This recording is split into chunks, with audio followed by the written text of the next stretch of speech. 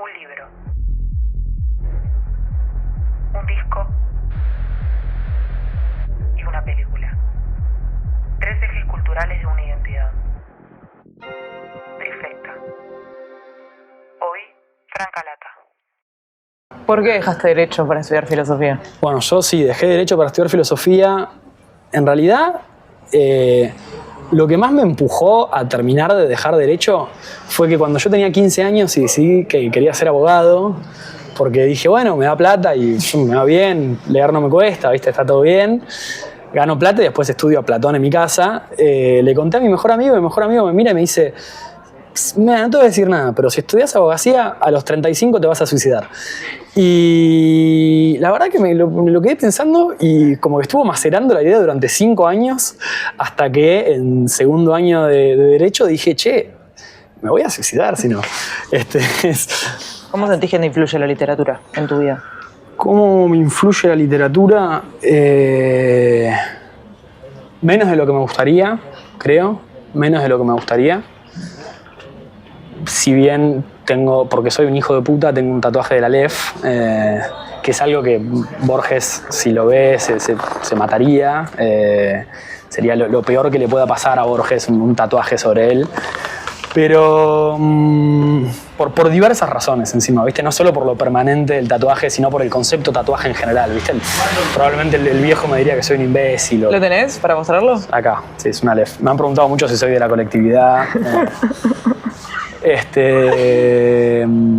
Después, o sea, sí, tengo eso. Borges fue algo que me obsesioné mucho tiempo. De hecho, en esta como vuelta a la lectura que tuve, fue mucho gracias a Borges también. Y arranqué a leer muchísimo sobre eso, o sea, de él y sobre él también. Después, realmente no hay otro autor con el que pueda decir que me ha influido tanto realmente como Borges. ¿Qué libro elegiste? ¿Qué libro elegí? Como tengo un tatuaje de Borges, tengo que ser honesto también, y Ficciones. Ficciones es por afán el libro que más leí en mi vida. No es el que más me gusta de Borges, me gusta más el libro de Arena, sinceramente. Pero me parece que en Ficciones están como resumidas una cantidad de cosas de la época, y que después un montón de filósofos han tratado de decir de 1000 maneras distintas y peor. O sea, como que cualquier cosa que leas de Baudrillard, después lees Clon, Uguar, Orbis Tertius y decís, wow, estaba todo acá ya. Sí, o sea, es un libro que yo realmente leí muchísimas veces, y el tatuaje me lo hice de la Aleph porque de Ficciones no hay un dibujito para hacerse. ¿Tenés un cuento favorito? Creo que Tlön Uqbar. Creo que ese cuento, vuelvo mucho a ese cuento, lo leo mucho. Es como muy, muy rico, ¿viste? Para pensar. Me pasa eso con Borges, que si bien obviamente es literatura, que no es lo mismo que hacer filosofía o que hacer crítica o que hacer lo que sea, son obras que eso, te permiten pensar a partir de eso, ¿viste? Son vitales, justamente. Permiten encontrar algo que no estaba ahí, e incluso crearlo cuando lo lees. Eso me gusta. ¿Qué es lo que te gusta? ¿Del cuento y de Ficciones en general? Del cuento, bueno, me parece que en el cuento está como resumido un poco casi que el proyecto borgiano en general, ¿viste? Como la posibilidad de una ficción de funcionar como algo real en el mundo, y que por otro lado aspira un poco a encontrar el absoluto.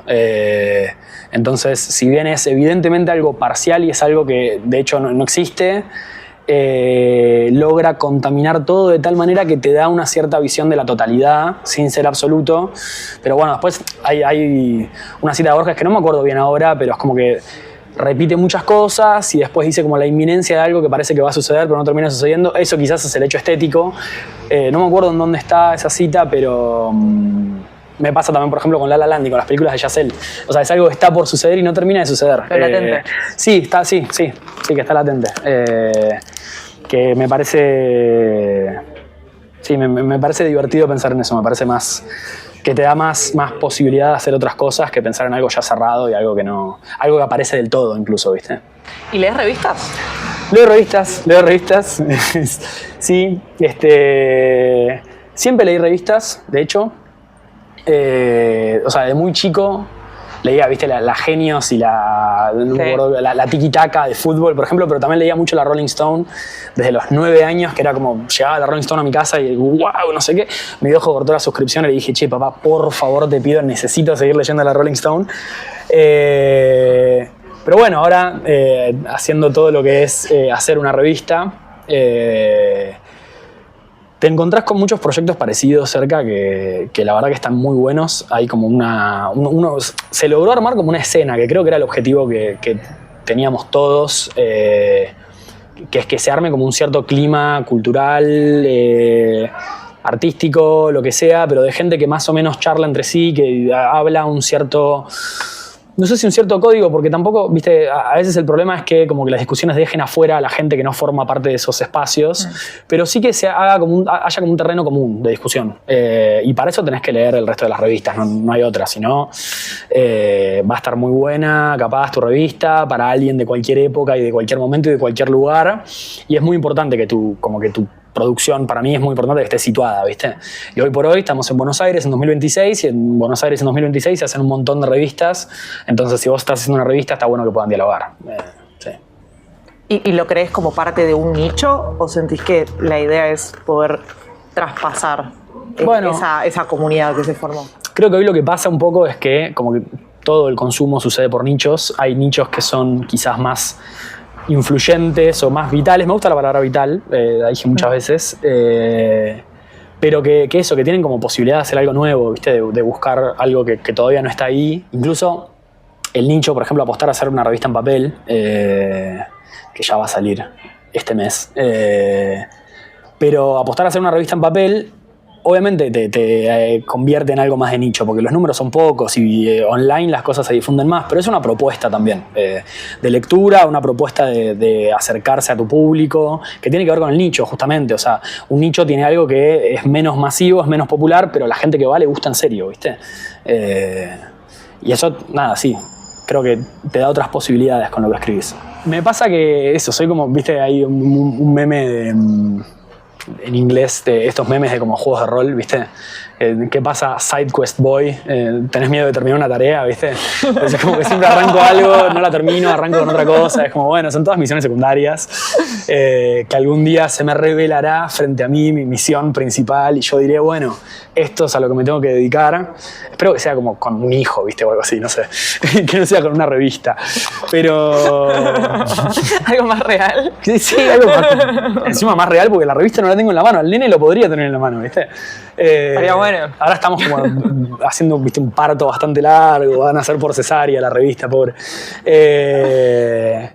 Pero sí, sin duda se abarcó mucho y apretó poco. En otros ámbitos también.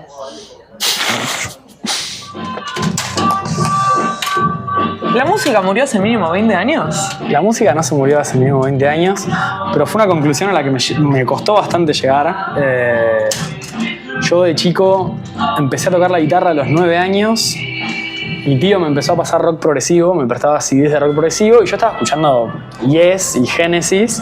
Y después tenía que ir a una matiné donde sonaba la Champions League y volvía enojado a mi casa, ¿viste? Iba con una remera de The Wall a las matinés y me quedaba en una esquina enojado. Y volví a mi casa y mi viejo me retaba porque me decía, te tiene que gustar esto, nada, hay que divertirse también. O sea, hubo que hacer una intervención para que deje de ser un culo roto. Sí, era un culo roto a los 9 años encima, imagínate. No, o sea, es terrible. Lo que hay que hacer para ser snob a los 9 años. Sin internet. No, con internet. Bueno, pero un forito, no tenías. No, por eso, sí, tuvo mucho que ver eso también en como mi formación del gusto musical. Mucho foro, yo administraba páginas de Facebook. Cuando era chico, administraba una que se llamaba Yo no me drogo, yo escucho Pink Floyd. Ahora como si Pink Floyd no hiciera absoluta apología a la droga. Sí, encima a mí me pasaba que yo administraba esa página, pero tenía, viste, 11, 12 años y decía, ay, así se debe sentir tomar ácido. O sea, un día lo voy a hacer.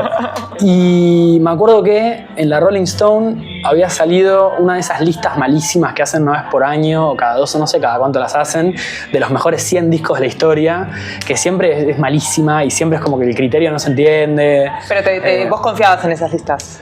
Yo confiaba hasta que vi esta lista y no sé, estaba muy arriba OK Computer de Radiohead, que yo nunca lo había escuchado Y decían algo de que era como el Dark Side of the Moon de la segunda mitad del siglo XX, a pesar de que Dark Side of the Moon también era como de la segunda mitad del siglo XX, ¿viste? Como una cosa así, como del último cuarto del siglo XX. A mí me pareció una falta de respeto total. ¿Te enojaste? Me enojé, no lo había escuchado nunca. Me lo descargué en MP3, lo escuché en un viaje yendo a la costa con auriculares y me cambió la vida totalmente. ¿Y vos sentís que haber descubierto Radiohead te abrió la cabeza a un mundo de posibilidades? ¿O que fue una banda que impactó mucho pero que después no influyó en cómo seguías escuchando música? Con Radiohead me pasó que me empecé a obsesionar con buscar novedades. Como era una banda más reciente, entonces era como, bueno, hay bandas buenas que siguen haciendo música y que yo tengo que ir a buscar. Eso, Radiohead me dio como una sensación de que tengo que como ser de la época, sin ser de la época, ¿viste? Como sin estar en la época sin ser de la época, si querés. Como no entenderse tampoco demasiado con la época, para citar a Trimboli. Pero como ¿viste? No se puede vivir en otro momento, hay que ser contemporáneo, ¿viste? Como estamos llamados a ser, es incluso un deber ser contemporáneo, ¿viste?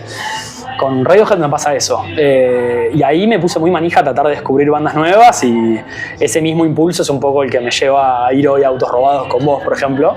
Grande el auditorio este. Sí, o escuchar Camionero, digo, ¿no? A estar atento de las novedades, de lo que está sucediendo, y que salga, no sé, que salgan los Swagger Boys haciendo esa música horrible que hacen y yo tener que decir, viste, bueno, pero es lo que está sonando ahora, tengo que más o menos tratar de entenderlo, porque es un deber ser, viste, participar de la época, casi un deber, no quiero decir político, pero casi político quizás. Es como ese posteo de Rosario Blefari en Facebook.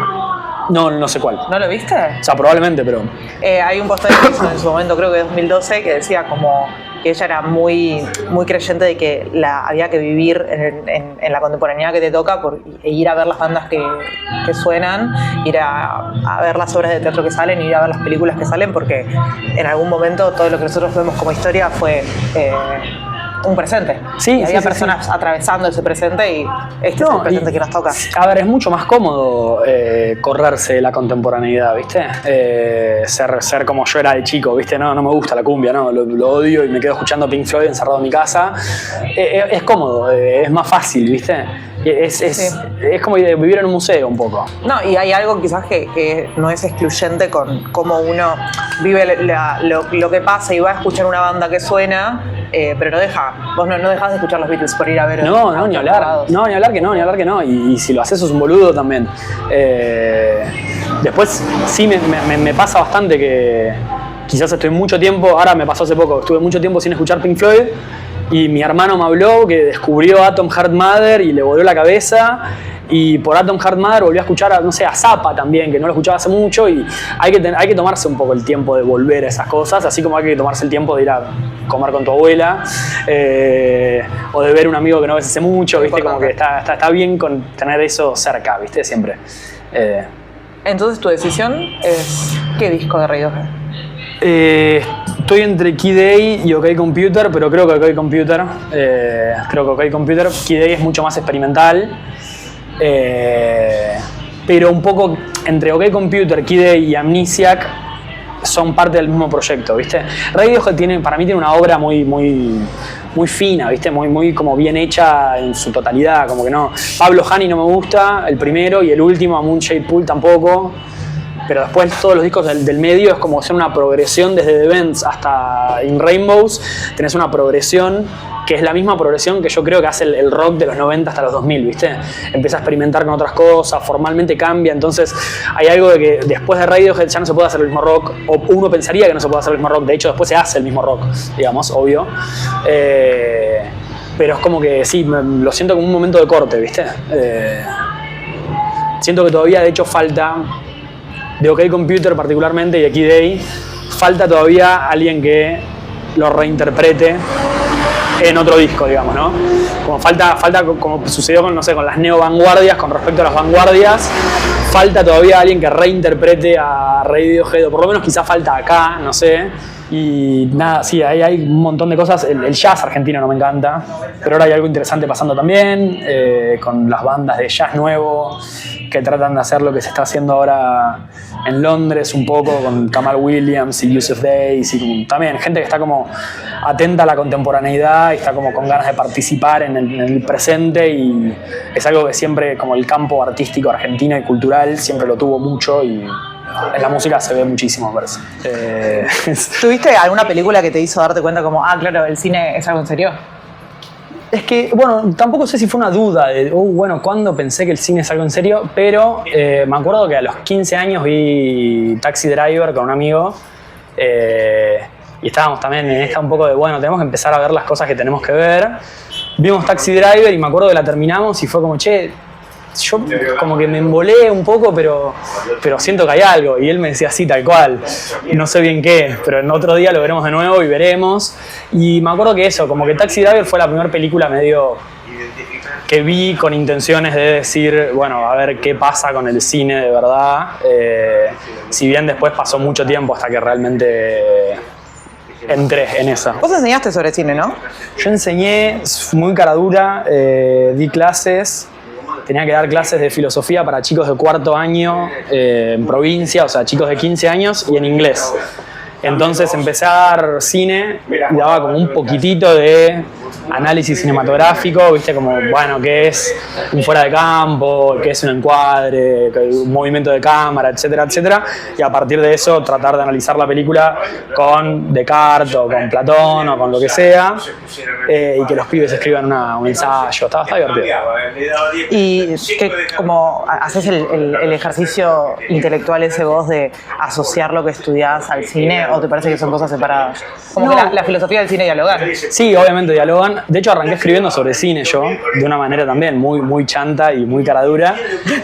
¿Te mandaste? Sí, pero hay un prejuicio también con el cine de que es como es un arte de masas, parece que cualquiera puede opinar con total ligereza sobre cine y tener una opinión formada, ni siquiera formada, pero una opinión fuerte, digamos, sobre el tema. Y arranqué a escribir con eso, sí.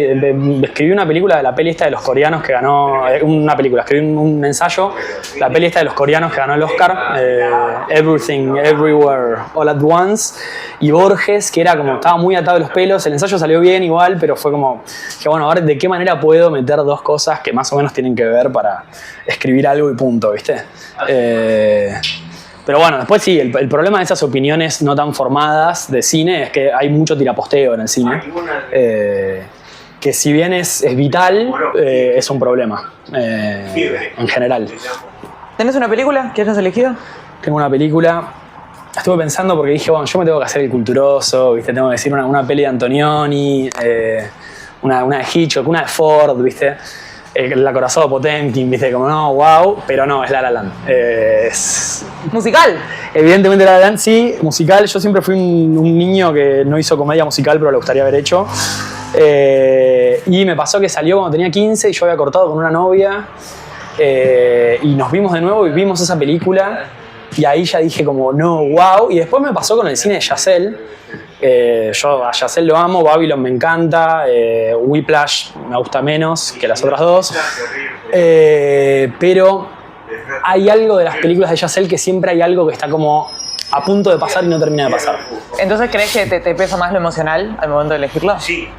¿O que también lo valorás desde No, lo valoro desde lo formal y desde lo simbólico, si querés, pero sí hay algo como biográfico de esa película que es como que realmente no hay con qué darle, ¿viste? Es como que realmente la vi tantas veces y fue como tan significativa para yo, que era para yo, sí, no para mí, pero que era un pequeño niño conflictuado entre que, no sé, que yo cuando era chico me gustaba mucho Pink Floyd y no me divertía en las matinés porque me parecía música de mierda. Entonces era como, yo quería ir a fiestas donde suena rock progresivo y de repente verlo a Ryan Gosling ahí que toca jazz y después se va a tocar con John Legend y no sé qué, bueno, no sé, era un poco el meme de que todos los varones nos sentimos representados con alguna película de Ryan Gosling, que obviamente es una boludez, pero es una muy linda película. ¿Cuál es tu escena favorita? Mi escena favorita, y es muy difícil no decir el final, el montaje del final, donde se imaginan toda la vida juntos, etcétera, etcétera, que es un poco también una manera de sobrellevar la melancolía de que algo no haya pasado, pero que haya tenido los efectos de que haya pasado igual, ¿viste? Sí, mucho tiempo no sé, yo soy muy ansioso también y me cuesta llevarme bien con el qué hubiese pasado, sí, particularmente ahora. Entonces es como una manera de amigarse con eso, ¿viste? La sonrisa del final, después de todo el montaje de qué hubiese pasado, que se miran y sonríen y sabes que, bueno, que eligieron bien, no sé. ¿Te consideras sensible? Y un varón sensible del recarajo. Y lo que está sucediendo ahora, ya sabemos, es un ataque feroz contra los varones sensibles. Vos también sos un varón sensible, o no tan sensible incluso. ¿Me ofendés? No, yo sé que no te ofendo. Pero sí, encima a ver, es un estereotipo bastante establecido ya, ¿no? El varón sensible y performativo que va de la mano del hombre trola, ¿viste? Y es como toda la gente que tiene proyectos culturales tiene que ser sí o sí un varón sensible, sea varón o mujer, ¿viste? Es como estereotípicamente un varón sensible. Así que es un lugar difícil para estar hoy. Bueno, vamos a estar esperando a la banda de Revista Soja. La podríamos armar, Pipo y las vacaciones pagas se va a llamar. Pipo y las vacaciones pagas. Vamos a tener canciones como El Día de la Lealtad. Después podríamos hacer otra que sea paritarias. Otra que sea Cargar la Sube, se podría llamar, ¿viste? Como cosas así. Pagar con QR. Pagar con QR porque hay descuentos, ¿sí? Modo, se podría llamar alguna, ¿viste? Como cosas que vive la gente, ¿viste?